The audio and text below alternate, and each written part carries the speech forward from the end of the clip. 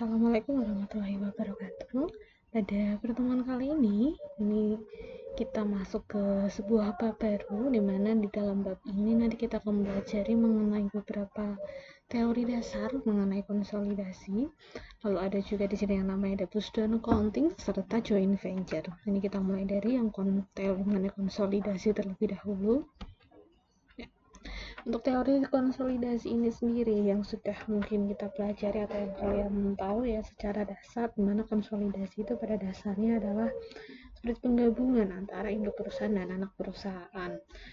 Dimana teori konsolidasi yang biasa kita kenal itu biasanya kita sebut sebagai teori konsolidasi yang secara tradisional. Dimana teori tradisional itu sendiri sebenarnya terbagi jadi dua sudut pandang, di mana sudut pandang yang pertama di sini adalah teori konsolidasi yang namanya di sini adalah dari sudut pandang parent company teori. Di bawah parent company teori, sebuah konsolidasi atau konsolidasi dari laporan keuangan ini nanti secara simpel adalah diambil dari sudut pandang induk perusahaannya. Dimana di sini laporan keuangan akan disusun sebisa mungkin adalah untuk menguntungkan atau mengutamakan dari si induk perusahaannya, atau yang di sini katakanlah yang punya persentase kepemilikan yang paling banyak. Sedangkan kalau yang dari sudut pandang yang kedua di sini adalah teori yang entitas, ini dianggapnya adalah laporan keuangan konsolidasi ini adalah diambil dari sudut pandang seluruh entitas, di mana di sini nanti baik dari parent company atau induk perusahaan yang punya pemilikan besar maupun anak perusahaan yang punya pemilikan lebih kecil di sini dianggap mempunyai posisi yang sama. Dan untuk lebih memahami ini, nanti silakan ada tugas sendiri ini, yaitu adalah untuk mencari tahu lebih detail bagi kalian untuk parent company dan juga entity theory.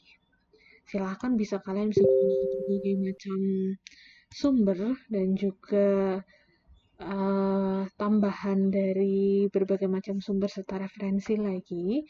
Lalu di situ silakan kalian bandingkan dua teori ini lalu tarik sebuah kesimpulan. Sebenarnya apa sih bedanya antara entity teori dan juga yang parent company teori. Ini saya skip dulu ya sambil menunggu nanti silahkan kalian dibaca. Di sini kita akan langsung masuk ke yang push-down accounting. Di mana push-down accounting ini adalah suatu metode akuntansi yang bisa dikatakan metode akuntansi yang biasa kita digunakan untuk pada saat terjadi sebuah konsolidasi. Di mana push-down accounting di sini pada dasarnya adalah suatu metode akuntansi di mana suatu praktek yang di mana di sini untuk merevaluasi nilai fair value dari anak perusahaan yang sudah dibeli menjadi book value untuk dicatat gitu. Jadi di sini pada saat ada pembelian atau transaksi akuisisi, lalu ada pembelian saham maupun di sini katakanlah konsolidasi, di sini biasanya kita pakaikan itu adalah fair value. Tapi melalui push-down accounting ini, di sini seperti namanya ya push-down, berarti di sini tadi fair value yang sudah dicatat pada saat akuisisi, itu akan kita akan kita turunkan sehingga di situ nilainya adalah sama atau setara dengan book value-nya. Karena itulah di sini biasanya secara pengertian tadi sudah saya sebutkan adalah proses revaluasi dari fair value yang pada saat transaksi atau akuisisinya menjadi book value-nya. Tuh. Di sini biasanya push-down accounting ini biasa digunakan oleh banyak perusahaan apabila pemilikannya adalah minimal 90% atau lebih. Dengan kata lain hampir sepenuhnya dimiliki ya. Nanti biasanya di dalam push-down accounting ada beberapa langkah yang bisa dilakukan. Yang pertama, aset dan liabilitasnya nanti di sini akan direvaluasi ulang. Apabila ada goodwill, silahkan dicatat goodwill-nya. Retain earning dieliminasi, dan juga nanti di sini push-down capital nanti akan menggantikan retain earning-nya. Di sini ada contohnya, di mana di sini ada Pali. Di sini Pali ini membeli kepemilikan atau membeli saham dari SIM ini sebanyak 90% ya. Di mana di sini di kotak yang hijau ini ada nilai book value dan juga fair value dari SIM ya. di mana di sini ada nilai fair value dan book value-nya. Di sini ada yang sama dan juga ada beberapa yang berubah. Seperti misalnya di sini ada inventory. Book value-nya ada $10, ternyata di sini fair value-nya ada $15. Lalu ada juga plan asset yang nilainya di sini ada $200 dan $300.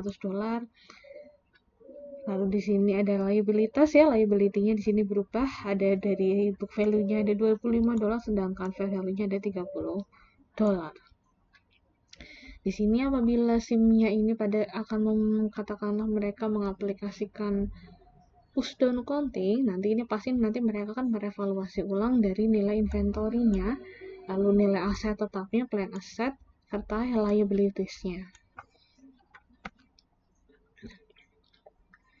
Yang di sini, kalau yang pertama menggunakan sudut pandang yang parent company theory ya. Kalau menggunakan sudut pandang yang parent company theory, di sini nanti si SIM pada saat merevaluasi dia hanya akan mengakui 90% dari perubahan nilainya dari setiap asetnya.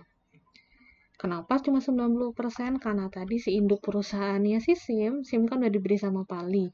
Si induknya, Pali ini hanya punya 90% kepemilikan. Jadi di sini walaupun yang mencatat adalah SIM, tapi SIM ini mengambil sudut pandang dari milik Pali.